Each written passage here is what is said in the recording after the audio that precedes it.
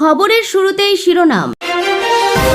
পঞ্চায়েত বিল নিয়ে বড় কথা বলেছিলেন নওশাদ, পাল্টা জবাবে চুপ করিয়ে দিলেন মন্ত্রী দিলীপ।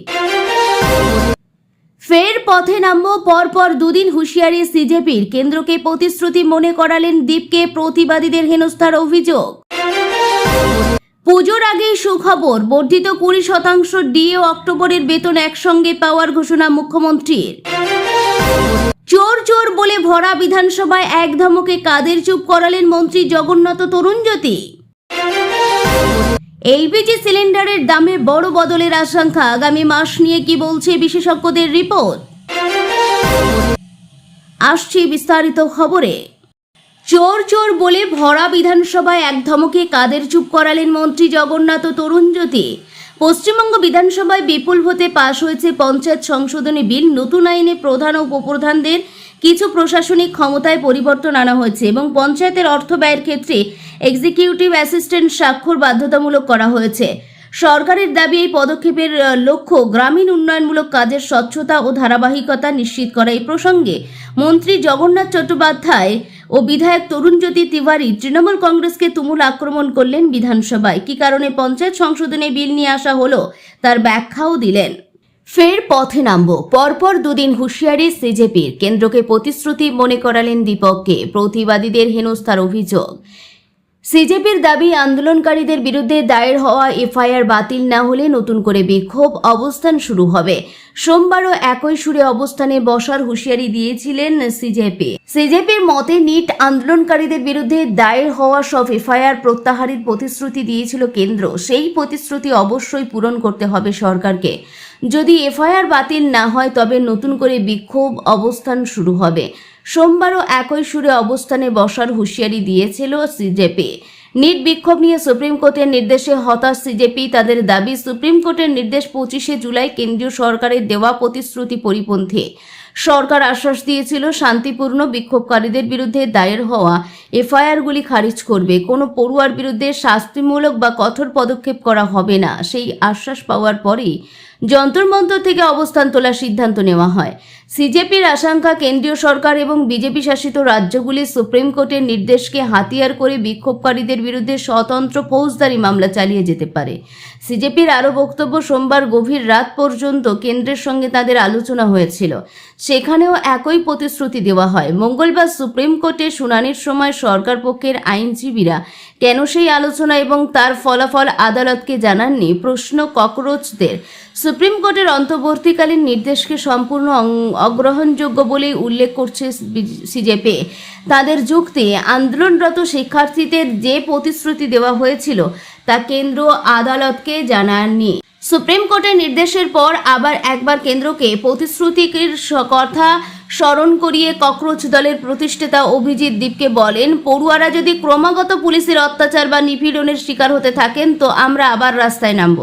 শান্তিপূর্ণ প্রতিবাদ কর্মসূচির মাধ্যমে কেন্দ্রকে জবাব দেবে সিজেপি। সরকারকে অবশ্যই পড়ুয়াদের লক্ষ্যবস্তু করা বা তাদের অযথা হয়রান করা থেকে বিরত করতে হবে। সিজেপির প্রতিষ্ঠাতার মতে, সুপ্রিম কোর্ট সরকারকে এফআইআর করে শাস্তিমূলক ব্যবস্থা চালিয়ে যেতে বলেনি। শান্তিপূর্ণ বিক্ষোভকারীদের বিরুদ্ধে হওয়া মামলা প্রত্যাহার করার ক্ষমতা এখনও সরকারের সংশ্লিষ্ট বিভাগের হাতে রয়েছে। সিজেপির হুঁশিয়ারি, কেন্দ্র যদি কথা না রাখে তবে পুনরায় দেশব্যাপী আন্দোলন শুরু করা ছাড়া আর কোনো উপায় নেই। তাদের বিবৃতিতে বলা হয়েছে, ভারতের যুব সমাজ সরল বিশ্বাসকে কেন্দ্র করে সমঝোতায় এসেছিল। সেই সরল বিশ্বাসের সঙ্গে বিশ্বাসঘাতকতা করা যাবে না। প্রতিশ্রুতি ভঙ্গ হলে ভারতের রাজপথ আবারও তরুণদের কণ্ঠস্বর হয়ে উঠবে। দীপকের মতো একই দাবি করেছেন সিজেপির প্রধান মুখপাত্র সৌরভ দাস। সুপ্রিম কোর্টের নির্দেশের সঙ্গে পুরোপুরি একমত হতে পারছেন না বলে জানান তিনি। তার বক্তব্য, সুপ্রিম কোর্ট এখন বলছে যাদের বিরুদ্ধে এফআইআর হয়েছে তারা প্রত্যাহার করা হবে না। সরকারের সঙ্গে আমাদের যে আলোচনা হয়েছিল তার সঙ্গে এর কোনো মিল নেই। সুপ্রিম কোর্ট যে শর্ত দিয়েছে তা আমাদের কাছে গ্রহণযোগ্য নয়। তারা এও জানিয়েছেন তাদের দাবির পাশাপাশি সুপ্রিম কোর্টের পর্যবেক্ষণ কার্যকর করা হোক, তবে তাদের দাবি সর্বপ্রথম পূরণ করতে হবে। উল্লেখ্য, সোমবার বিকালে সাংবাদিক বৈঠক করে সৌরভেরা জানান, সরকারকে অবশ্যই প্রতিশ্রুতি মতো লিখিত চুক্তি করতে হবে। পাশাপাশি এও জানান, সরকার যদি প্রতিশ্রুতি পূরণে ব্যর্থ হয় তবে আবার পথে নামবেন তারা। সুপ্রিম কোর্ট মঙ্গলবার জানিয়েছে, অপরাধের ইতিহাস নেই এমন নাবালক বিক্ষোভকারীদের আটক বা গ্রেপ্তার করে রাখা যাবে না। নির্বিক্ষোভে পুলিশ অতিরিক্ত বল প্রয়োগ করেছিল বলে যে অভিযোগ উঠেছে, সেই ঘটনায় নিরপেক্ষ তদন্ত কেন করা হবে না তা নিয়েও প্রশ্ন তোলে সুপ্রিম কোর্ট। আদালতের পর্যবেক্ষণ ও পুঙ্খানুপুঙ্খ তদন্তের প্রয়োজন রয়েছে, তবে সেই তদন্ত হতে হবে স্বচ্ছ, নিরপেক্ষ।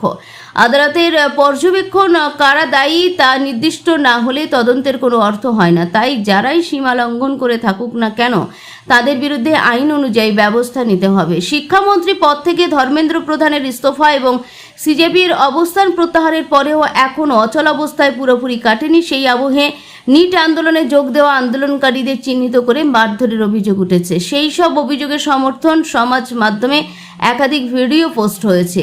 আন্দোলন সমর্থকেরা এই ধরনের হামলাকে প্রতিবাদের শাস্তি হিসাবে বর্ণনা করছেন। অভিযোগ, বিজেপি ঘনিষ্ঠরাই বেছে বেছে হামলা করছেন। অভিযোগকারীদের দাবি, যারা এইভাবে হামলা চালাচ্ছে তাদের বিরুদ্ধে কঠোর ব্যবস্থা নেওয়া হোক।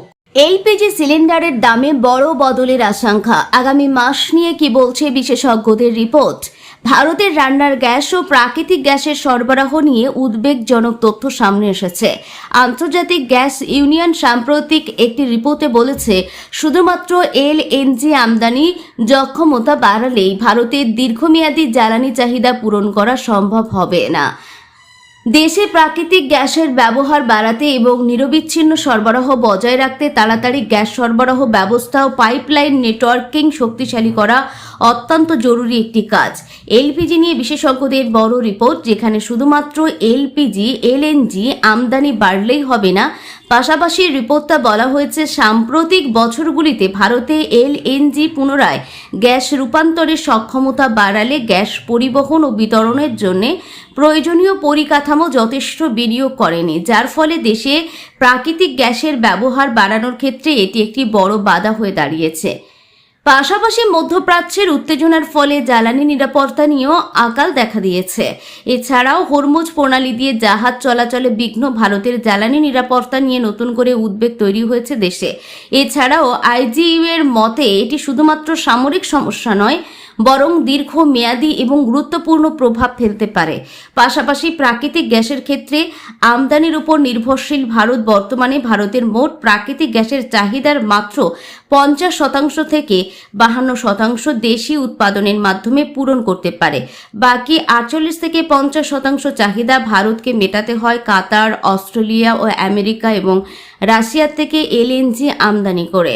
তবে এলএনজির ক্ষেত্রে পরিস্থিতি উদ্বেগজনক। রান্নার গ্যাসের ক্ষেত্রে ভারতের নির্ভরতা অনেক বেশি। বিশ্ব অন্যতম বৃহৎ এলপিজি গ্রাহক হওয়া সত্ত্বেও দেশের মোট চাহিদার 60 থেকে 65% এলপিজি আমদানি করতে হয়। আজ তার থেকেও বড় উদ্বেগের বিষয় হলো, এই আমদানির বড় অংশ হরমুজ প্রণালী দিয়ে আসে। ফলে সেখানে বুড়া রাজনৈতিক উত্তেজনার বাড়লে ভারতে এলপিজি সরবরাহের উপর প্রভাব সরাসরি পড়ে। রিপোর্টে বলা হয়েছে, কয়লার বিকল্প হিসাবে প্রাকৃতিক গ্যাসের ব্যবহার করতে গেলে দেশের বিস্তৃত পাইপলাইন নেটওয়ার্ক গড়ে তোলা অত্যন্ত জরুরি। এছাড়া পর্যাপ্ত পাইপলাইনের ব্যবস্থা না থাকলে গ্যাস কখনোই কয়লার কার্যকর বিকল্প হয়ে উঠতে পারবে না। পাশাপাশি রিপোর্টে স্পষ্টভাবে জানানো হয়েছে, আন্তর্জাতিক বাজারে গ্যাসের দাম কমে গেলে ভারতে প্রাকৃতিক গ্যাসের ব্যবহার উল্লেখযোগ্যভাবে বাড়বে না। এই জন্য দেশের গ্যাসের পরিকাঠামোয় বড় বিনিয়োগ, সরবরাহ ব্যবস্থাকে উন্নত ও বাজার সংক্রান্ত নিয়মে গুরুত্বপূর্ণ সংস্কার আনা একান্তই প্রয়োজন। পুজোর আগে সুখবর, বর্ধিত 20% ডিএ ও অক্টোবরের বেতন একসঙ্গে পাওয়ার ঘোষণা মুখ্যমন্ত্রীর। রাজ্য সরকারি কর্মচারীদের দীর্ঘদিনের অপেক্ষার অবসান ঘটিয়ে পুজোর মরশুমের মুখেই বড় সুখবর দিল নতুন রাজ্য সরকার। উৎসবের দিনগুলি শুরু হওয়ার আগেই সমস্ত সরকারি কর্মচারী এবং পুলিশ কর্মীদের অ্যাকাউন্টে অক্টোবরের বেতন এবং বর্ধিত 20% মহার্ঘ ভাতা একযোগে পৌঁছে দেওয়ার ঐতিহাসিক ঘোষণা করলেন মুখ্যমন্ত্রী শুভেন্দু অধিকারী। মঙ্গলবার ভবানী ভবনে আয়োজিত রাজ্য পুলিশ বিভাগের এক বিশেষ কর্মসূচিতে অংশ নিয়ে তিনি সরকারি কর্মচারীদের আর্থিক নিরাপত্তা ও বেতন পরিকাঠামো নিয়ে সরকারের নেওয়া একাধিক জনমুখী পদক্ষেপের কথা তুলে ধরেন। মুখ্যমন্ত্রী স্পষ্ট নির্দেশ দিয়ে জানিয়েছেন, আমি ইতিমধ্যেই অর্থ সচিব ও অর্থমন্ত্রীকে স্পষ্ট নির্দেশ দিয়েছি, পুজোর মাসে পুজোর দিনগুলি শুরু হওয়ার আগেই যাতে অক্টোবরের বেতন এবং বাড়তি 20% ডিএ কর্মচারীদের অ্যাকাউন্টে পৌঁছে যায়। সাধারণ নিয়ম ভেঙে পুজোর সুবিধার্থে অক্টোবরের বেতন এবং বাজেটে ঘোষিত অতিরিক্ত 20% ডিএ একসঙ্গে মাসের শুরুতেই কর্মীদের হাতে তুলে দেওয়া হবে। কেন্দ্রের সঙ্গে রাজ্য কর্মচারীদের 42% ডিএ যে বড় ব্যবধান ছিল তা একবারে মেটানো সম্ভব না হলেও সরকার ধাপে ধাপে তা পূরণ করবে বলে জানান মুখ্যমন্ত্রী। রাজ্যে ইতিমধ্যেই সপ্তম পে কমিশন গঠনের বিজ্ঞপ্তি জারি করা হয়েছে।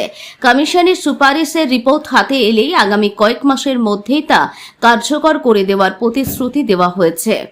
পুলিশ বাহিনী ও সরকারি কর্মীদের বেতন কাঠামোর দীর্ঘদিনের বঞ্চনা দূর করতে বাজেটে অর্থমন্ত্রী স্বপন দাশগুপ্তের ঘোষিত 20% ডিএ অক্টোবরে দেওয়া হচ্ছে। উৎসবের মরশুমের দিন ঠিক আগেই রাজ্য সরকারের এই যুগান্তকারী ঘোষণার আনন্দে আবহাওয়া তৈরি হয়েছে রাজ্য সরকারি কর্মচারী ও পুলিশ মহলে। পঞ্চায়েত বিল নিয়ে বড় কথা বলেছিলেন নওশাদ, পাল্টা জবাবে চুপ করিয়ে দিলেন মন্ত্রী দিলীপ ঘোষ। পশ্চিমবঙ্গ বিধানসভায় বিপুল ভোটে পাস হয়েছে পঞ্চায়েত সংশোধনী বিল। নতুন আইনে প্রধান ও উপপ্রধানদের কিছু প্রশাসনিক ক্ষমতায় পরিবর্তন আনা হয়েছে এবং পঞ্চায়েতের অর্থ ব্যয়ের ক্ষেত্রে এক্সিকিউটিভ অ্যাসিস্ট্যান্টদের স্বাক্ষর বাধ্যতামূলক করা হয়েছে। সরকারের দাবি এই পদক্ষেপের লক্ষ্য গ্রামীণ উন্নয়নমূলক কাজের স্বচ্ছতা ও ধারাবাহিকতা নিশ্চিত করা। এই প্রসঙ্গে বিধানসভায় নওশাদ সিদ্দিকীর জোরালো প্রশ্ন। পশ্চিমবঙ্গের পঞ্চায়েত মন্ত্রী দিলীপ ঘোষকে মন্ত্রী দিলীপ ঘোষ ব্যাখ্যা করেছেন যে কেন পঞ্চায়েত সংশোধনী বিল পাশ হওয়া উচিত। এই ভিডিওতে জানান সংশোধনী বিলে কি কি পরিবর্তন হয়েছে, কেন এই সিদ্ধান্ত নেওয়া হয়েছে এবং এর ফলে রাজ্যের পঞ্চায়েত ব্যবস্থায় কি প্রভাব পড়তে পারে।